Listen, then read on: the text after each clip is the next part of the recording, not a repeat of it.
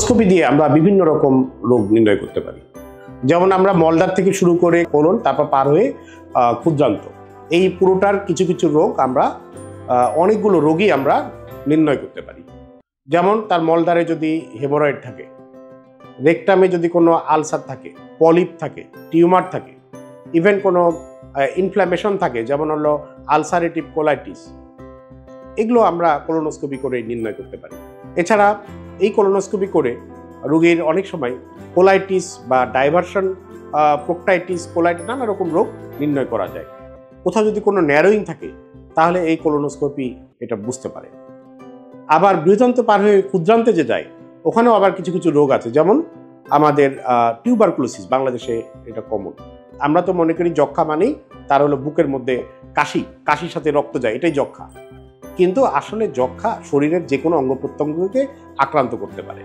তার মধ্যে একটা হলো আমাদের ক্ষুদ্রান্তের শেষ অংশ, যেটাকে বলি আইলিয়াম, অর্থাৎ বৃহদান্ত পার হয়ে যে অংশে আমরা ঢুকতে পারি কোলোনোস্কোপি করে। এখানে আমরা অনেক সময় নোডিউল বা ইনফ্ল্যামেশন এগুলো পাই, তখন আমরা সেখান থেকে বায়োপসি নিই। তা ওখানে ক্রনস ডিজিজ বলে একটা রোগ আছে, এটাও বোঝা যায়। আলসারেটিভ কোলাইটিস এই কোলোনোস্কোপি দিয়ে বোঝা যায়। এভাবে বেশ কিছু রোগ আমরা কোলোনোস্কোপি দিয়ে বুঝতে পারি। আর কিছু কিছু রোগের চিকিৎসাও করতে পারি। যেমন একটা পলিপ আছে, কোলোরেক্টাল ক্যান্সার রোগীদের রোগ প্রতিরোধের ক্ষেত্রে কোলোনোস্কোপির ভূমিকা, এটি একটি অপরিসীম ভূমিকা আছে। এই ভূমিকা আছে বলে আমেরিকাতে কোলোনোস্কোপি পরীক্ষা স্ক্রিনিং হিসাবে বাধ্যতামূলক করা হয়েছে 45 বছর বয়স থেকে। কেন? কারণ হলো কোলন ক্যান্সার বা রেকটাল ক্যান্সার, যেটা বাংলাদেশে এখন কিন্তু মনে হবে যে না, এটা একদম আনকমন না।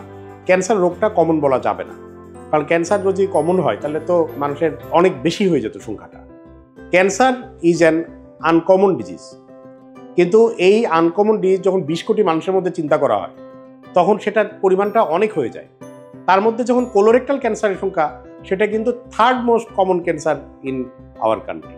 তৃতীয় সর্বোচ্চ ক্যান্সার রোগী হলো কোলন ক্যান্সার, রেকটাল ক্যান্সার। তা আমরা যদি এটা দিয়ে দেখি, তখন ওখান থেকে বায়োপসি নিই। বায়োপসি নিয়ে ওটা হিস্টোপ্যাথোলজি পরীক্ষা করলে কনফার্ম করা যায় যে ইনার ক্যান্সার আছে। এছাড়া আমরা যেটা করতে পারি যে ওখানে যদি কোনো পলিপ থাকে, তাহলে পলিপটা কেটে ফেলতে পারি, এটাকে বলে পলিপেক্টমি। এটা কোলোনোস্কোপি মেশিন দিয়ে করা যায়। তাহলে কি সুবিধা? কোলন ক্যান্সার বেশিরভাগ ক্ষেত্রে এই পলিপ থেকে তৈরি হয়। এই পলিপগুলো কি একটা ছোট্ট গুটি হয়, গুটিটা ধীরে ধীরে ধীরে বড় হতে হতে যখন 1 সেন্টিমিটার 2 সেন্টিমিটার উপর হয়ে যায়, তখন ওখানে চেঞ্জ এসে ও ক্যান্সারের দিকে মোড় নেওয়া শুরু করে। এই যে ক্যান্সারের দিকে মোড় নেওয়া শুরু করলো বা ক্যান্সার হয়ে গেল একটা সাধারণ পলিপ, এটাতে অ্যাভারেজ টাইম লাগে 10 বছর। 10 বছরে এটা ক্যান্সারে মোড় নেয়। তাহলে এই 10 বছর সময় আমি পাচ্ছি, আমি যদি কোলোনোস্কোপি করে তার পলিপটা আমি কেটে ফেলতে পারি, তাহলে তার তো ক্যান্সার হচ্ছে না।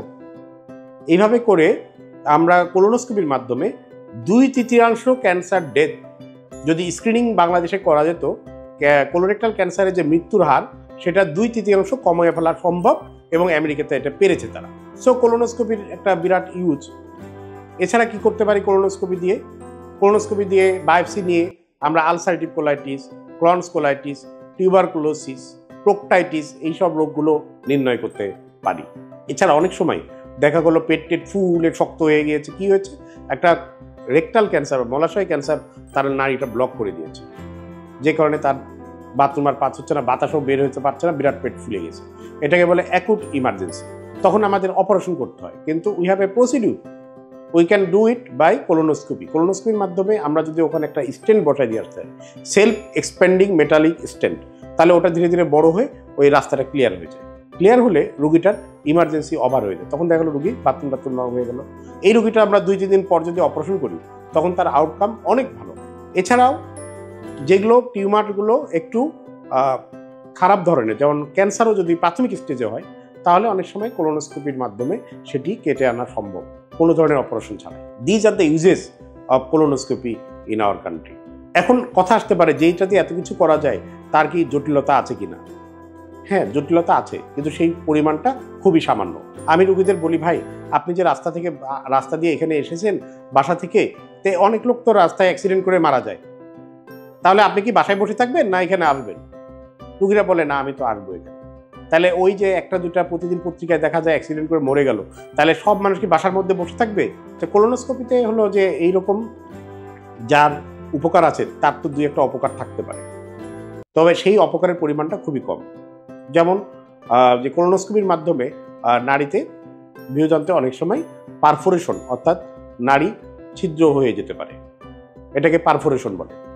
যদিও সেটার পরিমাণটা খুবই সামান্য, তবে তারপরেও কথা আছে, সেটা হলো যে কোলোনোস্কোপি যে করার প্রক্রিয়া এটা অনেক সময় টু হ্যান্ডে করা যায়, অনেক সময় সিঙ্গেল হ্যান্ডে করা যায়।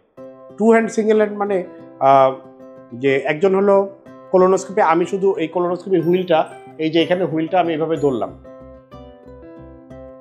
এইভাবে ধরলাম, ধরে আমি নিজেই এটা রোগীর বাথরুমের রাস্তা দিয়ে এভাবে অগ্রসর হতে হতে কাজ করলাম, আর এটা বামার দিকে ঘুরিয়ে ঘুরিয়ে আনালাম। এটাকে বলে সিঙ্গেল হ্যান্ড। এই সিঙ্গেল হ্যান্ডে সাধারণত একটা রোগীর কোলোনোস্কোপি করে কোনো ধরনের কোনো ক্ষত সৃষ্টি করা সম্ভব হয় না, কারণ আমার ডান হাতে এত জোর সম্ভব না যে এই কোলনটাকে ফুটা করে চলে গেলাম। এটা হলো সিঙ্গেল হ্যান্ড। এছাড়া আরেকটা করা যায় ডবল হ্যান্ড। ডবল হ্যান্ড হলো যে আমি এটা এইভাবে এটা আরেকজন লোক ধরলো, এটা একজন অ্যাসিস্ট্যান্ট ধরলো, আর আমি এখান দিয়ে এটা এরকম করে ঘুরালাম, দুই হাত দিয়ে হুইল ঘুরালাম, এটাকে বলে ডবল হ্যান্ড। এরকম ডবল হ্যান্ড করলে অনেক সময় সেটার পরিমাণ খুবই কম, নেগলেক্টেড পরিমাণ, বাট ইনজুরি হওয়ার একটা চান্স থাকতে পারে। কিন্তু সিঙ্গেল হ্যান্ডে যদি করা হয় এভাবে, যেটা আমি করি আর কি, সেখানে আসলে কোলনের কোনো ইনজুরি করা পসিবল না। তা এখানেই আমি আপাতত শেষ করছি। ধন্যবাদ।